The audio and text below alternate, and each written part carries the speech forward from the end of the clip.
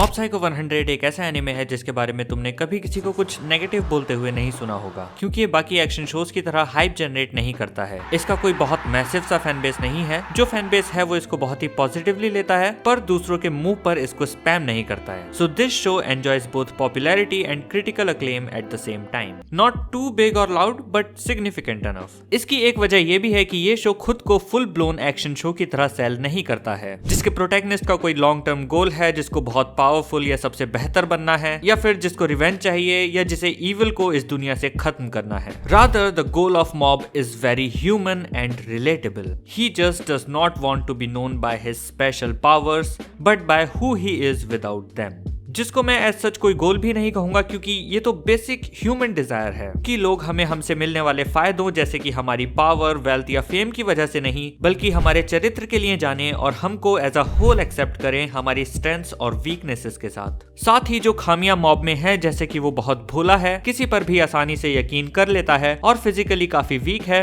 वो उनको सुधारना चाहता है। और इस चीज को वो कॉन्स्टेंटली इन तीनों सीजन्स में परस्यू करता है और अपने आप को और अपने इमोशंस को और बेहतर तरीके से समझने की कोशिश करता है। अगर तुम सीजन 1 के मॉब को याद करो तो वो किसी की भी बातों में आ जाता था, और सीजन 3 में डिम्पल उसको रेगन के थ्रू भी बेवकूफ नहीं बना पाया। And this is how good character progression is done.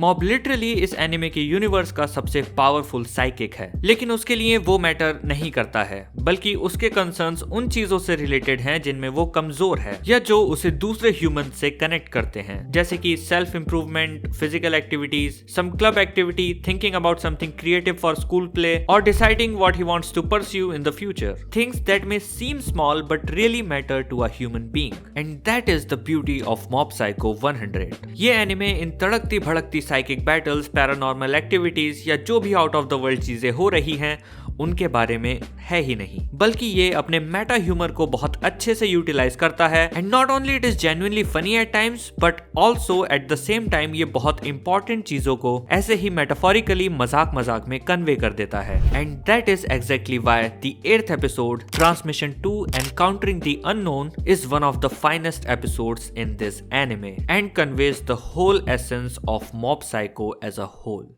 7th and 8th episode broccoli arc के खत्म होने पर अचानक से टेलीकाइनेसिस क्लब के यूएफओ डिस्कवर करने की फूलिश सी चीज को वापस से पिकअप कर लेते हैं। It was totally unexpected because it was just a gag that was thrown in here and there. I never expected it to have a closure but yet it did. हो सकता है कई लोगों को ये एपिसोड्स बोरिंग या fillers की तरह लगे हों, but to me they draw a perfect contrast with everything that was happening before, and they also slow down things so that they can pick up the pace again. So this arc starts with Telekinesis group being disbanded because Tome had enough। वो इकलौती थी जो इस alien thing को special समझती थी, पर जैसे जैसे स्कूल खत्म होने वाला है और सबको अपने फ्यूचर की टेंशन है, उस सब में ये क्लब अब उसके लिए वो सेम मीनिंग होल्ड नहीं करता है जो ये किया करता था, और ना ही बाकी के लोग कुछ खास इंटरेस्ट दिखाते हैं। Even if they were not getting any results, she was just happy by making memories along this journey. But the boys just don't seem to resonate. They never tried to do anything, so she disbanded the club on a bad note.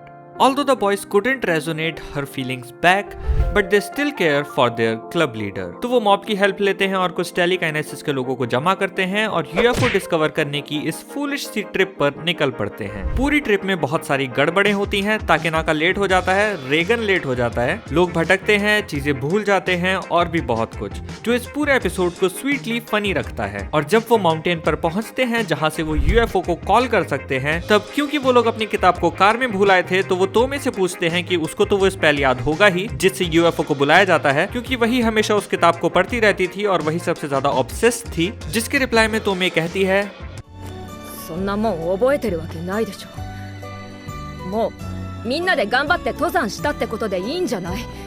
今日は十分思い出になったでしょ。 वो simply इस बात से खुश है कि वो mountain चढ़कर यहाँ तक आए और उन्होंने साथ में अच्छा वक्त बिताया और मेमोरीज बनाई। तो मैं ऑल दिस टाइम एक्चुअली कोई यूएफओ नहीं ढूंढ रही थी, वो तो बस इस सेंस ऑफ बिलोंगिंग को ढूंढ रही थी, फिर चाहे वो टेलीपैथी और यूएफओ जैसी बचकानी चीजों में ही क्यों ना हो। इनके थ्रू वो एक ग्रुप ऑफ पीपल से एसोसिएट हो सकती है और अपनी स्कूल लाइफ में कुछ सिली मेमोरीज बना सकती है। ये एक्चुअली मैटर नहीं करता है कि वो लोग यूएफओ ढूंढ पाएंगे या नहीं, और वो लोग भी इस चीज को कहीं ना कहीं जानते हैं कि वो एक इम्पॉसिबल सी फैंटेसी को चेज कर रहे हैं, पर जरूरी नहीं है हम अपनी जिंदगी में जो ढूंढ रहे हैं या चेस कर रहे हैं वो बहुत रीजनेबल हो या सिर्फ उस चीज के मिलने से ही खुशी मिले, बल्कि जरूरी ये है कि हमारी इस बचकानी और उम्मीदों से भरी चेज में हम किन तरह के लोगों से मिलते हैं और कैसी मेमोरीज बनाते हैं। जरूरी ये है कि हमने उसके लिए कोशिश की, रात भर जाग के मेहनत की ताकि सब अच्छे से हो सके, पता होते हुए भी कि वहां पहुंचकर कुछ मिलने वाला नहीं है। साथ में माउंटेन चढ़े, सनसेट देखा और जो फ्रेंड्स तुमने इस सफर के दौरान बनाए उनके साथ अच्छा वक्त बिताया, और पता भी नहीं चलेगा कब ये बेकार सा पॉइंटलेस सा दिन हमारे यूथ की सबसे अच्छी यादों में से एक बन जाएगा।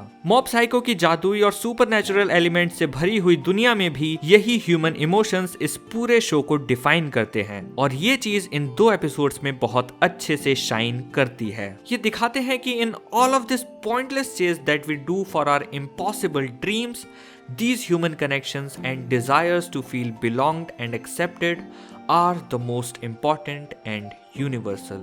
And according to me, this is the peak of Mob Psycho 100. All right, we'll be going now. Hope we can see you again.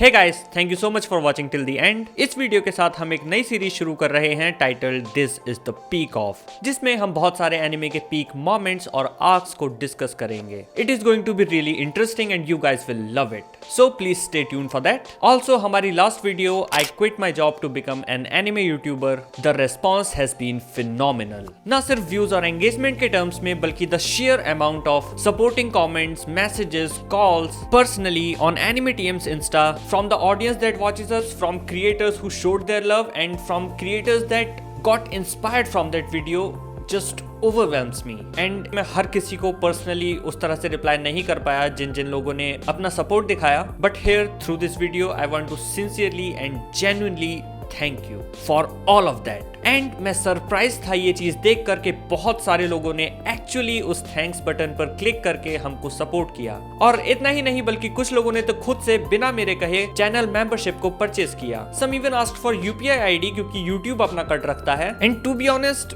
मुझे नहीं पता कि इतने सारे प्यार का क्या करना है। How will I return it back? I will just try my best to deliver on the promises that I have made and provide you the good content. Also I am considering के UPI option भी enable कर दिया जाए, ताकि जो लोग YouTube में waste नहीं करना चाहते हैं वो डायरेक्टली हमको सपोर्ट कर सकें। पर तब तक के लिए अगर कोई वीडियो अच्छी लगे तो please consider the thanks button, but तभी जब वर्थ इट लगे, because your hard earned money is very precious.